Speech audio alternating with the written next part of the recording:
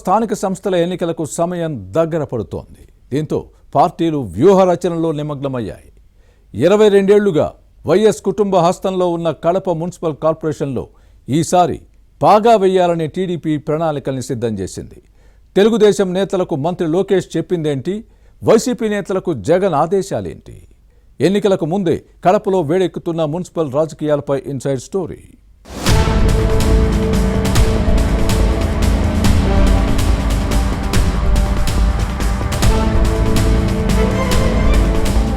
AP ప్రభుత్వం స్థానిక సంస్థల ఎన్నికలకు సిద్ధమవుతోంది. దీంతో పార్టీలు తమ వ్యూహాలకు పదును పెడుతున్నాయి. వైసీపీ అధ్యక్షుడు జగన్ సొంత ఇలాకా కడప జిల్లాలో ఇప్పటి నుంచి మున్సిపల్ ఎన్నికల వాతావరణం వేడెక్కుతోంది. కడప నగరపాలక సంస్థ పాలకవర్గ పదవీ కాలం వచ్చే నెలతో పూర్తి కానుంది. దీంతో కార్పొరేషన్ పీఠం కోసం టీడీపీ, వైసీపీ ఎత్తులకు పై ఎత్తులు వేస్తున్నాయి. టీడీపీ జెండా ఎగరాలన్నది పార్టీ పెద్దల లక్ష్యం. మేయర్ పీఠాన్ని కైవసం చేసుకుని వైసీపీని దెబ్బకొట్టాలని చూస్తోంది. మరోవైపు తమ పట్టు నిలుపుకోవాలన్నది ఫ్యాన్ పార్టీ ప్లాన్. వైసీపీ హయాంలో జరిగిన స్థానిక ఎన్నికల్లో కడప జిల్లాలోని అన్ని చోట్ల పార్టీ గెలిచింది. కానీ గత అసెంబ్లీ ఎన్నికల్లో సీన్ రివర్స్ అయింది. కడపతో పాటు ఉమ్మడి జిల్లాలోని ఎక్కువ సీట్లను కూటమి గెలుచుకుంది. దీంతో స్థానిక సంస్థల ఎన్నికల్లోనూ అవే ఫలితాలు వస్తాయని ఎన్డీఏ పార్టీలు భావిస్తున్నాయి.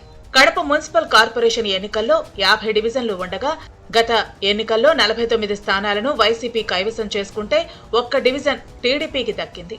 ఈసారి కడప నగరపాలక సంస్థలో పాగా వేయాలని కూటమి వ్యూహరచన చేస్తోంది.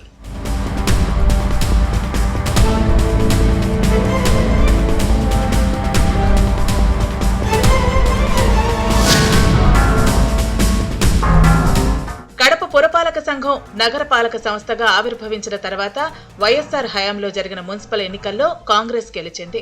వైఎస్ రాజశేఖర రెడ్డి బామ్మర్ది రవీంద్రనాథ్ రెడ్డి తొలి మేయర్ అయ్యారు. వైఎస్ఆర్ మరణం తర్వాత జగన్ వైసీపీని ఏర్పాటు చేశారు. దీంతో జగన్ మేనమామ రవీంద్రనాథ్ రెడ్డి కాంగ్రెస్ ను వీడి వైసీపీలో చేరారు. ఆ తర్వాత సురేష్ బాబు 2 సార్లు మేయర్ అయ్యారు. 2021లో ఈ నేత బాధ్యతలు తీసుకున్న తర్వాత కుటుంబ సంస్థలకు మున్సిపల్ పనుల కాంట్రాక్టులు ఇప్పించుకున్నారన్న ఆరోపణలు వచ్చాయి. దీంతో కూటమి ప్రభుత్వం వచ్చిన తర్వాత జరిపిన విచారణలో ఇది నిజమని తేలటంతో అనర్హత వేటు పడింది. ప్రస్తుతం పాకా సురేష్ ఇన్ఛార్జి మేయర్గా ఉన్నారు.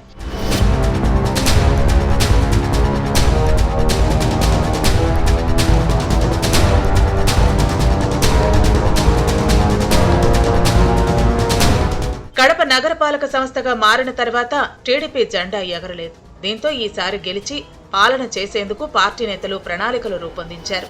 మంత్రి లోకేష్ పార్టీ నేతలకు దిశానిర్దేశం చేశారు. కడప ఎమ్మెల్యే మాధవిరెడ్డి ఈ ప్రజాప్రతినిధి భర్త. తెలుగుదేశం పొలిట్ బ్యూరో సభ్యుడు శ్రీనివాసరెడ్డి వ్యూహరచన చేస్తున్నారు.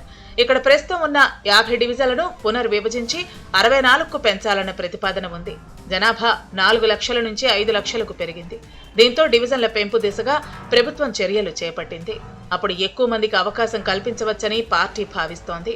మున్సిపల్ ఎన్నికల్లో గట్టి అభ్యర్థులను పోటీ చేయించి మేయర్ పీఠాన్ని గెలుచుకోవాలన్నది టీడీపీ లక్ష్యం.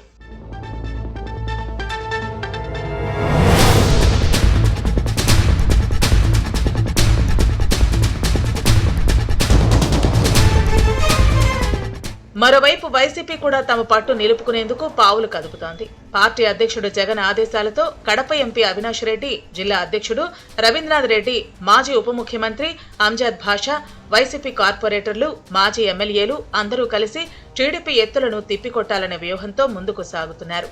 కడపలో ముస్లింలు ఎక్కువ. దీంతో మైనార్టీలను తమకు అనుకూలంగా మలుచుకునేందుకు వీలుగా పార్టీ నేతలను పావులు కదుపుతున్నారు. అసెంబ్లీ ఎన్నికల్లో ఈ వర్గాలు టీడీపీకి ఓటేయడంతో వైసీపీ ఓడిపోయిందని గుర్తించిన నేతలు మైనార్టీలను బుజ్జగించే పనిలో ఉన్నారు. ఎన్నికలు జరిగినప్పుడు కడప ఓటర్లు తెలుగుదేశం, వైసీపీలో ఎవరిని ఆదరిస్తారో చూడాలి మరి.